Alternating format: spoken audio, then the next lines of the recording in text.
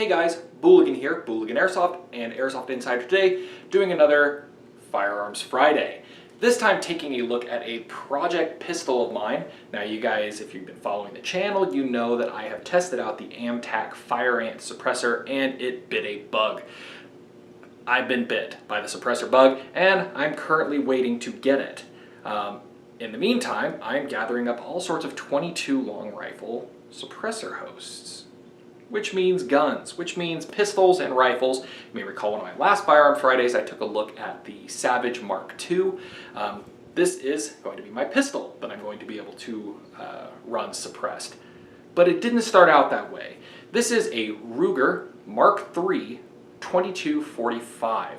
It is a 22 long rifle caliber handgun, semi-automatic, straight blowback operated, simple, reliable, but it didn't have all the features I wanted on it. This thing originally came with a non-threaded barrel. It came plain black. I bought it used. The blue finish was a little rough. It didn't have a sight rail. It didn't have these Magpul grips. It had some very nice Cocobolo grips, which I'll be switching them out every now and then. They were just a little too thin for me. And it had a very hard to insert magazine. I changed some things on that, obviously. I had it threaded over at the gun vault in Utah, here in Salt Lake City. Have a thread protector installed to protect those threads. Got a Ruger factory sight rail mounted and currently have this NC Star red dot temporarily on here. We're going to be getting something a little better on here very soon. And the whole upper portion has been Cerakoted in tactical gray, which looks very nice, by Robin Sage Customs, also here in Salt Lake City, Utah. As mentioned, I replaced the grips with some Magpul 1911 grips that only require just a tiny bit of modification to clear up there. And to make magazine changes a little bit easier, I installed this Tandem Cross +1 Pro magazine bumper because you really have to slam these guys in home, and that little bit of extension plus gives me one round, but makes that a whole lot easier. What we're going to be doing with this is we're going to be installing and I apologize to the company because I'm going to mispronounce this, a Volquartsen Accurizing kit. The Accurizing kit for this is going to include a new adjustable trigger, which is going to give me adjustment for pre-travel and over-travel. It's going to reduce the trigger pull weight, and I'm also installing a target sear and a target hammer and a hammer bushing. The kit does include an extended slide release, or bolt release in this case, lever, but that's only for the standard Ruger pistols, not for the 2245, which uses a different one. What this is going to do, this kit is going to improve my trigger pull, it's going to improve my reset time, it's going to decrease my trigger travel, both pre-travel as well as that reset. It's going to allow my magazines to drop free. It's just basically going to make everything good. All the good things and the problematic issues with these guns going to make it better. So before we do that, let's take a look at this stock performance. So we are going to confirm that we are empty, and we are going to put this on my new acquisition, the Wheeler trigger pull scale. This is going to be hard to get on video, but I will do my best.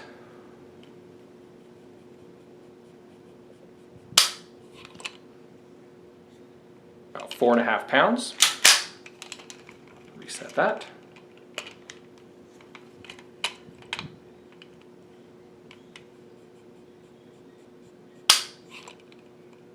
About 4 pounds. And one more for good measure.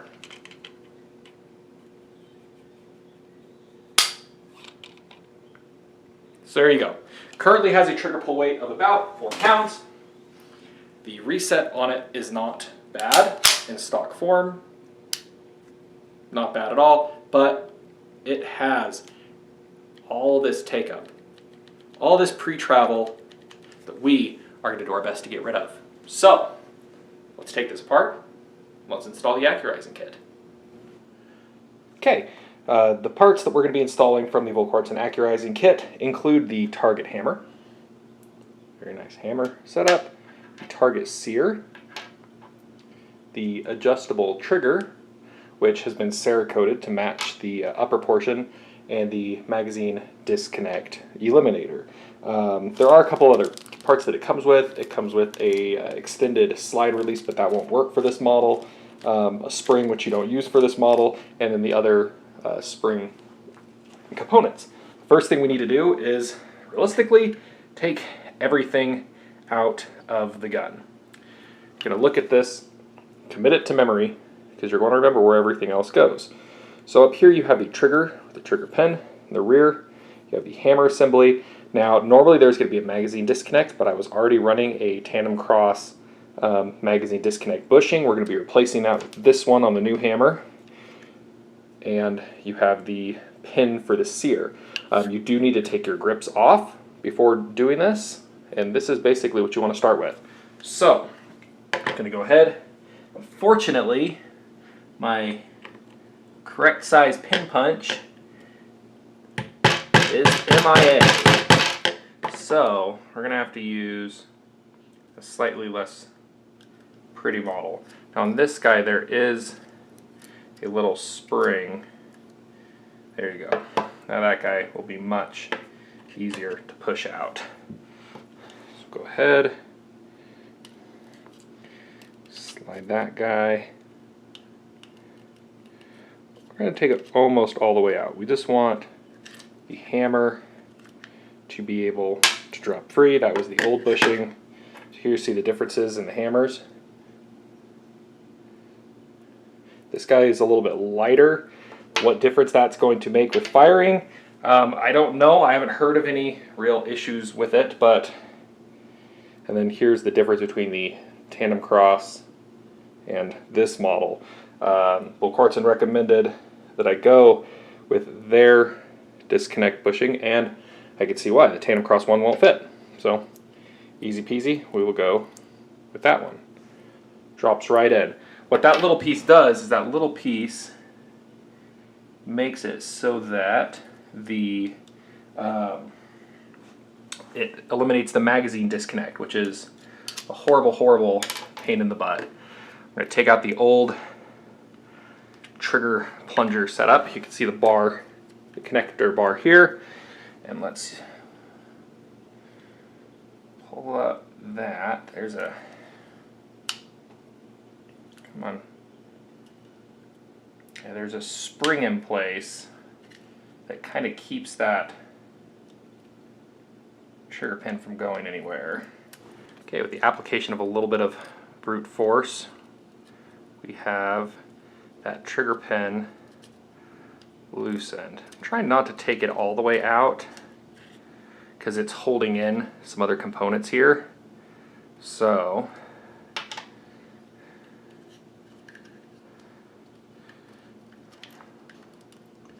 okay, that gets us to this very gross trigger. Ugh, that thing is filthy.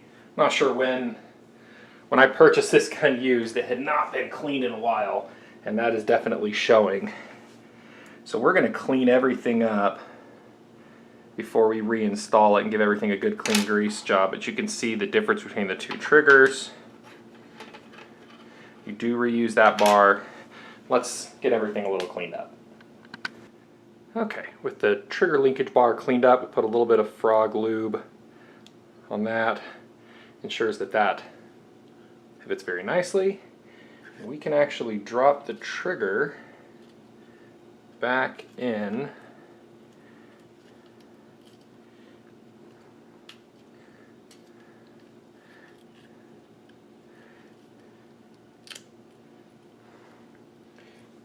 after that moves the way it's supposed to. You notice that you do have the adjustment screws put in there already. You're going to adjust those as you go.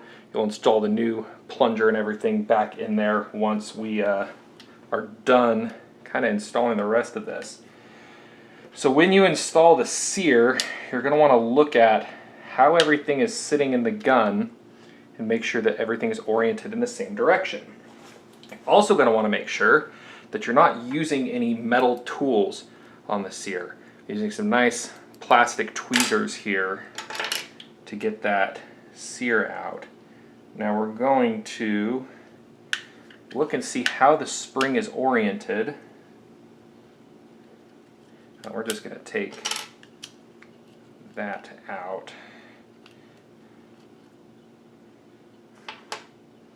Okay, that gives us a very good picture of how that sear is oriented in here. Take a look a little closer at it. There's a spring, 2 legs. The long leg goes towards the receiver, the shorter end goes that way. Alright, now to take this pin out and reinstall just the exact same way as with most of the pins. They're retained by a spring.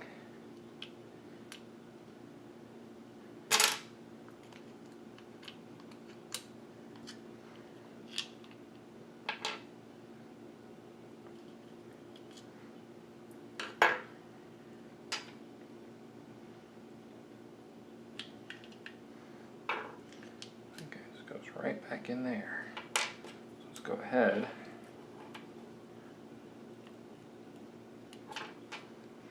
I've got the spring and the pin kind of preloaded in there a little bit. This is not going to show up well on video, and I apologize in advance.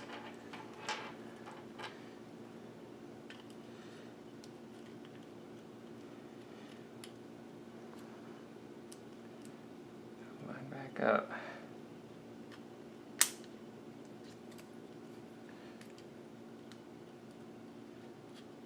Much easier to do if you're running like a slave pin setup, but unfortunately I don't have the right. There we go. Lined up. Okay. Looks like that is correct. So we've got the new sear in there. Let's go ahead, clean up that safety.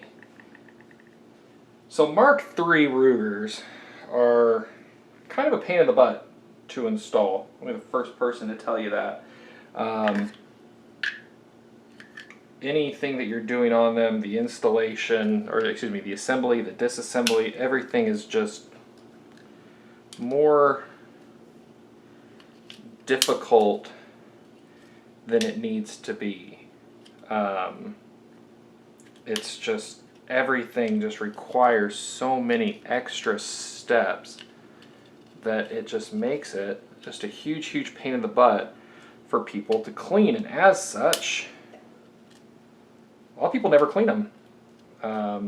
You know, and they'll run and run and run, no problem, without being too clean. But, you know, do your maintenance, guys. It's pretty basic stuff. Okay, so now we have our sear reinstalled. We've got our target hammer. Let's put our pin slightly back in here to keep that guy in place where it's supposed to be. Our sear's where it's supposed to be. This drops in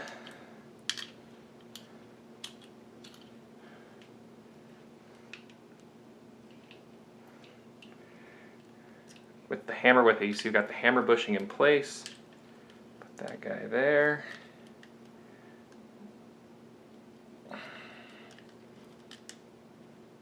Just kind of playing with the pin tolerances here, making sure everything lines up.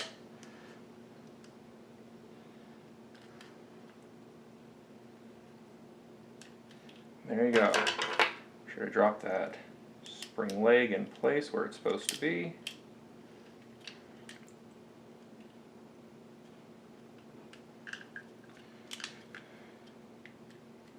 Make sure that everything works the way that it should. This trigger, oh, we forgot a step. Forgot a very important step, which is to reinstall the magazine, or excuse me, the trigger plunger spring. The kit comes with a new one.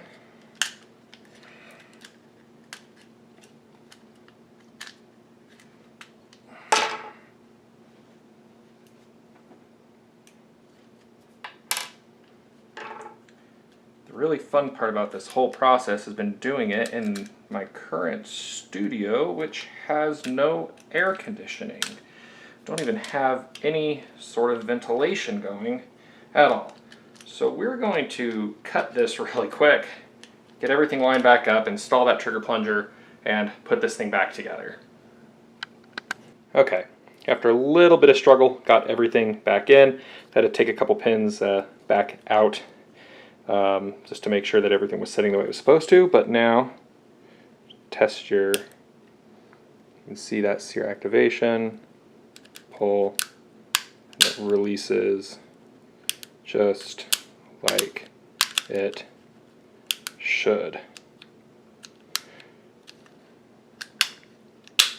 So now we're going to put this whole thing back together, make sure everything function tests like it should, and do some measurements. Okay, so after a little bit of trial and error, was able to get everything all put together. Now there were a couple times I actually had to take it apart and put it back together because I had the leg of a spring in the incorrect position. The spring on the hammer pin needs to go towards the rear, not towards the front. That will force you to lock everything up. But just my little word of advice there. Now for the trigger, first thing that's nice with the hammer disconnect, your magazines pop free, or excuse me, the magazine disconnect bushing on the hammer. Before you'd have to like kind of pull them out, and that's a pain in the butt. Let's go ahead and ensure we're dealing with an empty firearm. Trigger pull, and this is after a little bit of adjustment, tiniest bit of take up, and a break. The reset on that is very, very short. Now I left a little bit of take up here just to give me kind of a two-stage trigger feel, but that is night and day difference. Let's actually take a look. Throw it on the scale and see what the trigger weight is. You guys may recall before it was right around 4 pounds. So I was at 1.5 pounds. Just under 2 pounds. Hold that one a little longer than needed to.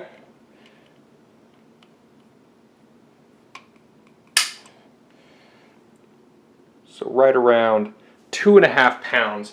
The trigger feel is much better. The reset is fantastic, very tactile, and you can dial in that pre-travel there up front and the over-travel using that screw. Overall, if you are looking to make your Ruger bottle, whether it's a Mark II or a Mark III or a Mark III 2245 like this Volquartsen Accurizing kit really is the way to go. Now, it comes with a couple parts that I didn't even have to use because of the model that I'm running, but overall, you know, for around 120 bucks at the time of this video, it gives you just everything that you need. Many thanks to them for sending that over so that we can check it out, and you will see much more of this gun on the range very soon. Thanks for watching.